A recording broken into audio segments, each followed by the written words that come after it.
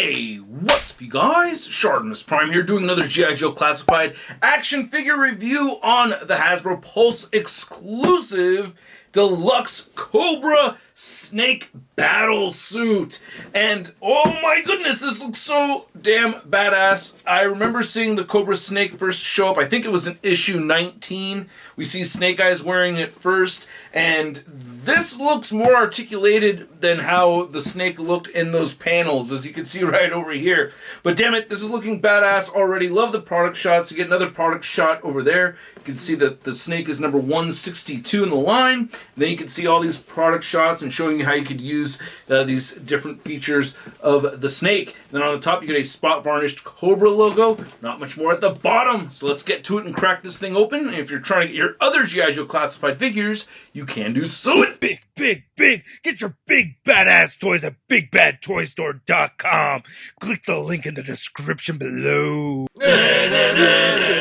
And here's the Cobra Snake, or the System Neutralizer Armed Cloaking with a K Equipment Battle Suit out of the packaging. Love the Larry Hama acronyms. They are fun.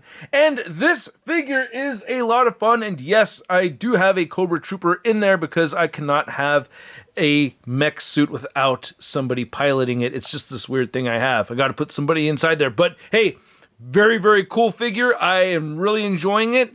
There are some things that I will discuss that I don't enjoy so much, but man, mostly I've had a lot of fun with it. And there's a whole bunch of accessories to look at as well. So let's get a closer look at those, and then we'll get a closer look at the figure. When you get this figure, there is some assembly required, so you open up a lot more than this, and I'll talk about the accessories, or the parts anyway, that I've already added to the snake. But you get 3 different flame effects right over here. This one we've seen before with Torch, and it does have a different paint application to it. You can see we have more of an opaque yellow on the top. Then here's the accessory that Torch had.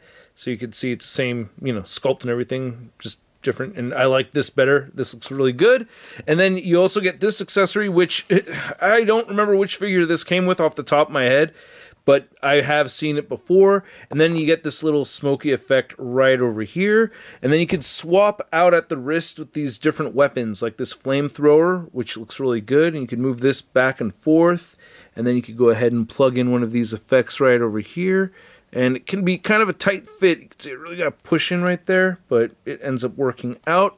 And then you get this accessory, which I don't know what this do exactly. I added some of the flame effects to it, so you can do that, but I don't think it's a flamethrower. We already have a flamethrower. I don't know what it is, but it looks cool.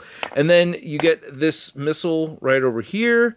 There's also this claw accessory that you could port into the hands, which I really wish had a hinge to it. If they could have given us a hinge so you could clamp this down, that would have been nice. Still able to get him to hold a Duke figure. And then you get a set of hands right here, which don't have any finger articulation. I wish there was some articulation in these hands. Now, one thing I have to mention is that when you're moving the figure around, I found myself knocking off hands and shooting them into the air by accident by bending the elbows like this. So I just hit myself in the chest.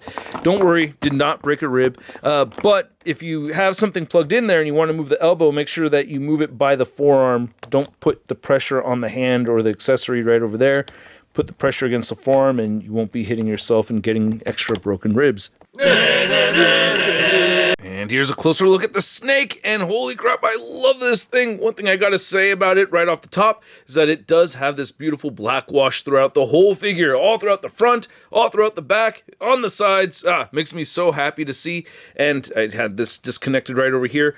This whole front piece you have to port on separately. It connects right over here at the bottom. You can't really see him too well. I do have a Cobra Trooper inside there. From certain angles you can see the face. I do wish it was a little bit easier to see through that window, but yeah, at the moment I can't really see him, but I know he's in there. I love the gold that they have added right here. You get these little clear pieces for headlights for the snake. And then when I was first looking at this, for some reason I read danger and then snake, so I was like, danger snake. That's what I'm going to call it in the bedroom. Hey, Charlita 1, Want to see my Danger Snake? See, now you can't see this anymore without reading it as Danger Snake, which is a little bit crooked, so now it's a crooked Danger Snake. Okay, anyway, you can see it says caution right over. You can see some of the graphics right over here, tampoed on. It says caution right over here, and you can see that black wash on the top of it. Just looks absolutely stunning. You don't have to add any pieces to the arms until you get to the wrist right over here, but just looking at it, you can see the deco applied to it, and you get that nice wash right here on the forearms. Here's the lower part of it. It says M7. It would be cool if there was a way to switch out the numbers. Love the touches of gold right here. The gray looks really good with that wash. You get the Cobra logo over here. So yeah, it's just looking really nice. You do have to attach these little wrist parts right here. So it's this piece, and then you attach the hand or whatever accessory you want attached to it. Looking at the back of it right over here, this looks awesome. I really dig it, man. You do have to port on these jet fuel containers right over here, and this backpack accessory. I don't have any effects that actually plug into this, so I am a little bit bummed out about that. I did try a couple of things, and yeah, what I had around me just wouldn't port in there. I don't know. I may take another shot at it, so if I do try again and find something, I'll include photos right now. But if I didn't include a photo, well, then I couldn't find it. But anyway, you can see all the screws right there in the butt, and you get these faux pistons and everything on the back of the legs. Here's looking at the front of the legs right here. Not looking too shabby. Like I said, you get that wash throughout, so it's on the back of the figure. There's parts where you don't have it, you know, here and there, but I do see it on the back and the front for the most part, and god damn it, looks pretty damn cool. Yeah, I just love how this looks, man. You get two different ports right there at the bottom. Very neat. I like it. Okay, so as far as this whole section goes, when you're getting a figure in there, you have to take these off, and then you can hinge these outward to the side, which you have to kind of dig your fingernail in there. And then you could lift this up right here, and then pull this down right there, and then you have your Cobra Trooper chilling on the inside of that thing. And this ports together right here for the hardness very easily. I really like that a lot. So you just pull this down, pull this over his head, knocked over his helmet. I had him holding each of these controllers right over here, which I think is really dope. There's a lot of cool stuff to see on the inside of this thing. I'm not going to be able to show it all because it's really tricky to get the camera angles in there, you know, with video, but I did take nice photos of the inside of it, so hopefully you could see all of that right now with these different pictures. Hopefully it's doing it justice, and yeah, seeing the Cobra Trooper chilling in there, it's, oh man, it's just very cool. And then I could port this back together easily. I like that there's enough room for that to port on without it giving me a lot of trouble, so I'll do it right now, and do it right now, and do it up, damn it, right now. I was trying to port it into something that wasn't a port, but yeah, there it goes. And we have the helmet on, so yeah, he looks cool as shit sitting inside there, man. I love it. Looks awesome. But yeah, to close everything up again, lift those up, lift this down, connect these two right here into these ports in the front. Sometimes getting this clipped into place is a little tricky, but it's not hard at all. The articulation is pretty decent and surprising too, because there's parts of it I didn't expect. For instance, these shoulders right over here, they pop in and out, so that allows for more range of movement. Plus you have these clicky ball joints on the inside, so you could pivot in and out at the shoulders, and you could pivot in and out this way too, or any direction that you'd like. You could, of course, rotate these a full 360.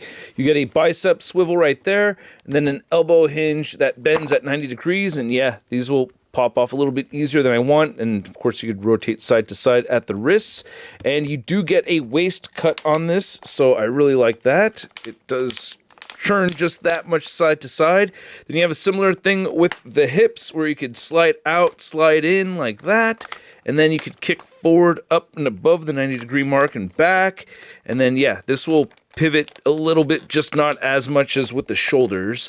And then you get a single jointed knee that does not meet the 90-degree mark. And then the foot does move down and up a little bit, and there's a little bit of pivoting in there, but not really. I wish there was a way that this could drop down and then pivot some. That would have been really nice to have. Now, to measure out the height of the Cobra snake, you can see it standing just a little under 13 inches tall. And for a mech comparison, I want to bust out the Marvel Legends Hulkbuster, and yeah, damn, this snake is way larger than Hulkbuster over here.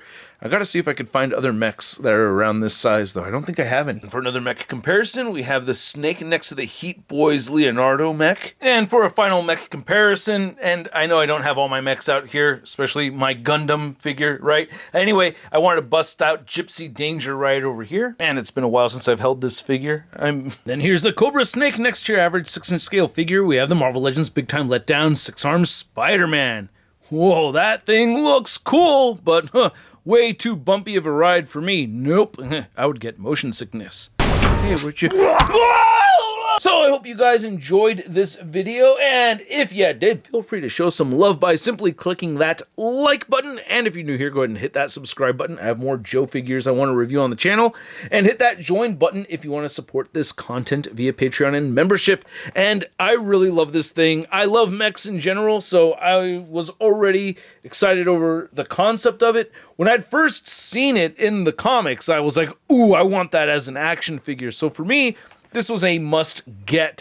And to be honest with you, my complaints are pretty low. Like, I don't really have a lot of complaints over here.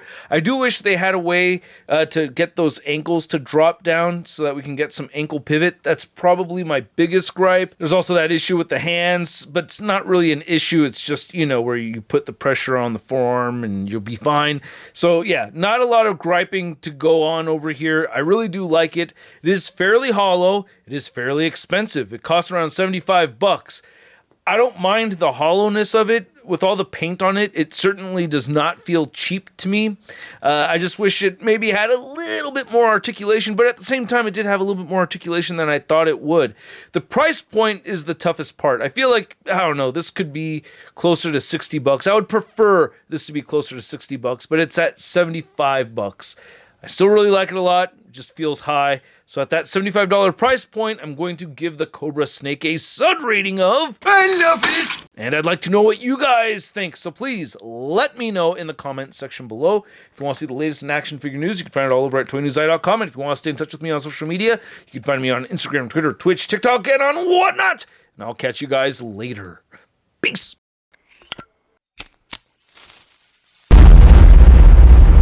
That's crispy.